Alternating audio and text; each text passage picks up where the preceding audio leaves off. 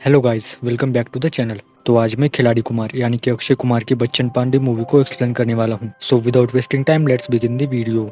तो मूवी की स्टार्टिंग में किसी फिल्म का शूटिंग सेट दिखाया जाता है और मायरा नाम की लड़की इस फिल्म को असिस्ट कर रही थी। शूटिंग के दौरान मायरा अपने हिसाब से कुछ बदल करती है, लेकिन फिल्म के डायरेक्टर को ये बात पसंद नहीं आती और मायरा की बेइज्जती करके डायरेक्टर उसे वहां से निकाल देता है, जिसमें उसका टकला प्रोड्यूसर भी कुछ नहीं कर सकता। उसी सेट पर मायरा के पिता स्पॉट बॉय का काम करते थे, जिसके कारण कोई भी उनकी इज्जत नहीं करता था। तो मायरा अपने पिता से कहती है कि आप ये काम छोड़ दो, मैं आपकी बेइज्जती होते हुए नहीं देख सकती। तो मायरा के पिता उससे कहते हैं, मेरा सपना है कि एक दिन तू बहुत बड़ी डायरेक्टर बने और जिस दिन तेरी इज्जत होगी उसी दिन मेरी भी इज्जत होगी। आगे मायरा अपने टकले प्रोड्यूसर से मिलती है, क्योंकि उसने मायरा से कहा था कि अगर वो अच्छी स्टोरी लेकर आएगी तो प्रोड्यूसर उसे चांस देगा। और मायरा प्रोड्यूसर को एक सोशल एक्टिविस्ट की बायोपिक वाली स्टोरी बताती है, लेकिन प्रोड्यूसर को इस स्टोरी में कोई भी मिर्च मसाला नजर नहीं आता। तो प्रोड्यूसर मायरा को किसी गैंगस्टर के ऊपर बायोपिक बनाने के बारे में कहता है और फिर मायरा अपने काम पर लग जाती है। वो कुछ खतरनाक गैंगस्टर्स के बारे में पता करती है और इन सब में एक नाम कॉमन था, बच्चन पांडे। और मायरा डिसाइड करती है कि चाहे कुछ भी हो जाए वो बच्चन पांडे के ऊपर फिल्म बनाकर रहेगी।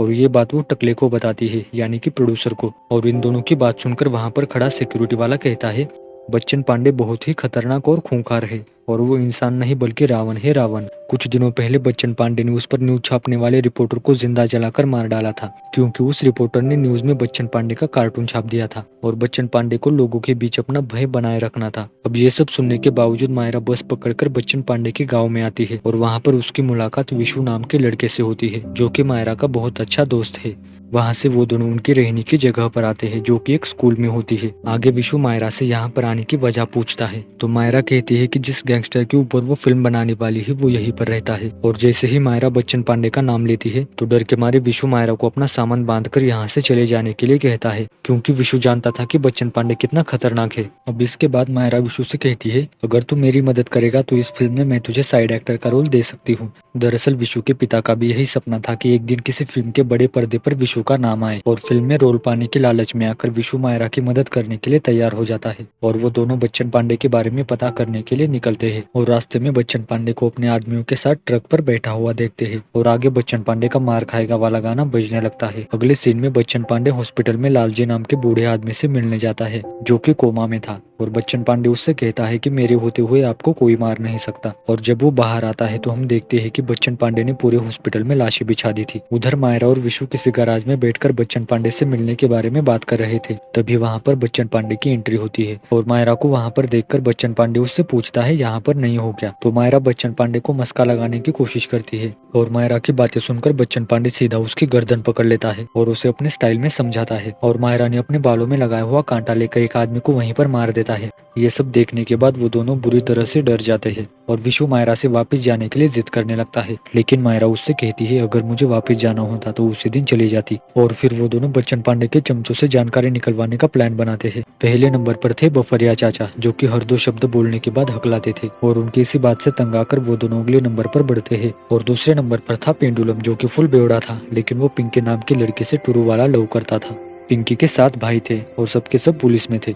और जब उन्हें पेंडुलम के बारे में पता चला तो उन्होंने पिंकी की शादी किसी पुलिस वाले के साथ तय कर दी। शादी के दिन बच्चन पांडे पेंडुलम को लेकर मंडप में आता है और वहाँ पर फुल ऑन राड़ा करता है, जिसके बाद पिंकी भी पेंडुलम की तरफ से आ जाती है और बच्चन पांडे ने उन दोनों प्यार करने वालों को मिला दिया। अब तीसरे नंबर पर था कांडी, जो कि एकदम पारिवारिक बंदा था, लेकिन उसे बी ग्रेड फिल्में देखने की बुरी आदत थी। और कांडी की इसी कमजोरी का फायदा लेकर विशु उसे फॉरेन फिल्मों की सीडी देता है, लेकिन एक दिन वही सीडी कांडी के घर वालों के हाथ लग जाती है और वो सीडी देखने के बाद उसे घर वालों की तरफ से बहुत सारे झापड़ मिलते हैं और उसकी सारी इज्जत खत्म हो जाती है। आगे हम देखते हैं कि कोई बंदा बच्चन पांडे को मारने की कोशिश करता है, लेकिन उल्टा बच्चन पांडे उसे ही पकड़कर मार देता है। मायरा और विशु को बच्चन पांडे के अड्डे पर देखकर पेंडुलम को उन पर शक होने लगता है और वो वर्जिन नाम के बंदे को उनके पीछे लगाता है, लेकिन मायरा और विशु वर्जिन को ही अपने लपेटे में ले लेते हैं और उससे बच्चन पांडे की जानकारी निकलवाने लगते हैं। तभी वर्जिन से उन दोनों को पता चलता है कि आज रात कोई बड़ी किलिंग होने वाली है और इस किलिंग के बारे में पता करने के लिए मायरा वर्जिन के मोबाइल में स्पाई माइक फिट कर देती है। दरअसल उस दिन बच्चन पांडे पर हमला करने वाला राणा लोहिया नाम का आदमी था और आज रात बच्चन पांडे उसका गेम बजाने वाला था। लेकिन थोड़ी देर बाद मायरा और विशु को स्पाई माइक के जरिए पता चलता है कि वर्जिन भी राणा लोहिया के साथ मिला हुआ है और वो बच्चन पांडे का प्लान उसे बता देता है। जब बच्चन पांडे अपने आदमियों के साथ राणा लोहिया के घर आता है तब तक वो वहां से भाग चुका था।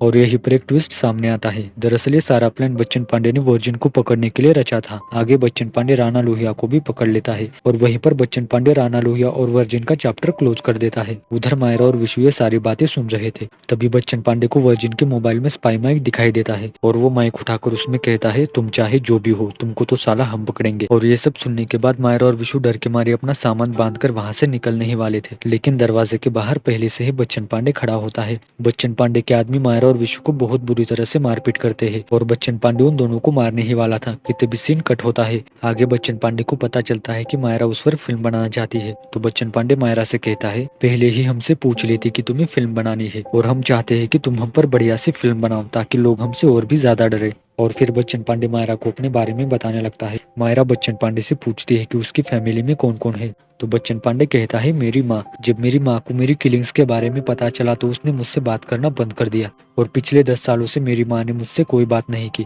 और धीरे धीरे करके मायरा बच्चन पांडे की कहानी लिखने लगती है और उनकी किलिंग सीन्स भी अपने कैमरे में शूट कर लेती है। अब कुछ दिनों के बाद मायरा की स्क्रिप्ट लिखकर तैयार हो जाती है और सही मौका देखकर विशु स्क्रिप्ट पढ़ने लगता है, तो उसे पता चलता है कि मायरा ने उसके साथ धोखा किया है, क्योंकि मायरा ने अपनी फिल्म में विशु के लिए कोई रोल डाला ही नहीं था। और फिर अगले सीन में मायरा से बदला लेने के लिए विशु बच्चन पांडे के सामने कहता है, मुझे लगता है कि अगर फिल्म बच्चन पांडे की है तो फिल्म में हीरो भी बच्चन पांडे ही होना चाहिए। और ये सुनकर वहां पर बैठे सभी लोग जोर जोर से हंसने लगते हैं, लेकिन बच्चन पांडे को विशु का कहना पसंद आता है और वो कहता है, आई फिल्म आई हीरो। और ये बात मायरा को अपने दिमाग में फिट करने के लिए कहता है।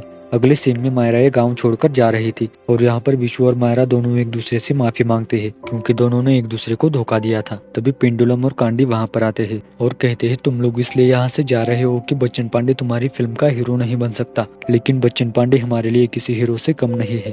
और वो दोनों मायरा और विशु को बच्चन पांडे की लव स्टोरी बताने लगते हैं। कुछ सालों पहले बच्चन पांडे लालजी नाम के आदमी के लिए काम करता था और बच्चन पांडे उसका खास आदमी था। एक दिन बच्चन पांडे की मुलाकात सोफी नाम की फॉरेनर लड़की से होती है और उसे देखते ही वो बच्चन पांडे को पसंद आ जाती है और अब धीरे धीरे सोफी भी बच्चन पांडे से प्यार करने लगती है। एक दिन बच्चन पांडे लालजी के पास जाकर कहता है कि मैं ये काम छोड़ना चाहता हूँ, क्योंकि बच्चन पांडे सोफी के साथ घर परिवार बसाना चाहता था और लालजी बच्चन पांडे को आजाद कर देता है। रात को सोफी और बच्चन पांडे एक दूसरे से अपने प्यार का इजहार करने वाले थे, लेकिन उसी वक्त वहाँ पर कुछ गुंडे आ जाते हैं और अचानक से बच्चन पांडे की आंख में चाकू घुसा देते हैं और सोफी को भी बहुत बुरी तरह से मारने लगते हैं। सोफी को बचाने के लिए बच्चन पांडे उन सभी से लड़ता है, लेकिन वो सोफी को नहीं बचा पाता और उसकी आंखों के सामने वो अपना दम तोड़ देती है। बच्चन पांडे की लव स्टोरी सुनने के बाद मायरा अपना इरादा बदल देती है और बच्चन पांडे को अपनी फिल्म में हीरो लेने के लिए तैयार हो जाती है और अब फिल्म की शूटिंग स्टार्ट हो जाती है। मुंबई से बच्चन पांडे मायरा के टकले प्रोड्यूसर को भी उठाकर लाता है, लेकिन इस सब के बावजूद बच्चन पांडे को एक्टिंग नहीं जम रही थी, तो बच्चन पांडे को एक्टिंग सिखाने के लिए गुजरात से स्पेशल गुरुजी को बुलाया जाता है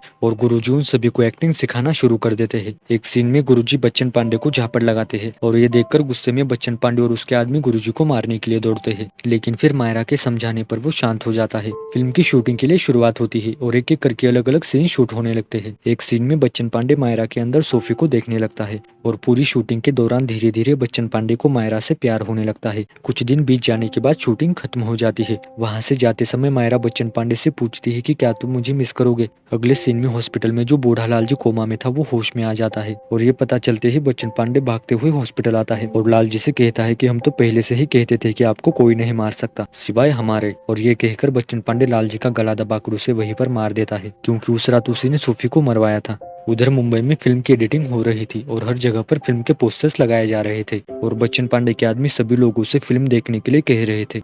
आखिरकार फिल्म रिलीज होती है और बच्चन पांडे अपने आदमियों के साथ थिएटर में फिल्म देखने आता है और पूरा का पूरा थिएटर लोगों से भरा हुआ था और शुरुआत फिल्म के नेम से होती है, जहां पर फिल्म का नाम बच्चन पांडे की जगह पर भोला पांडे रखा गया था। और आगे आगे बच्चन पांडे देखता है कि फिल्म के पूरे सीन ही उलट पुलट कर दिए गए थे और फिल्म में बच्चन पांडे को गैंगस्टर के रोल में नहीं बल्कि कॉमेडियन के रोल में दिखाया गया था। थिएटर में लोग बच्चन पांडे की फिल्म देखकर जोर जोर से हंस रहे थे और ये सब देखने के बाद बच्चन पांडे को बहुत गुस्सा आता है, क्योंकि मायरा ने उसके साथ धोखा किया था। उधर सभी लोग मायरा की तारीफ कर रहे थे, क्योंकि उसने बहुत अच्छी फिल्म बनाई थी जो कि सुपरहिट हो जाती है।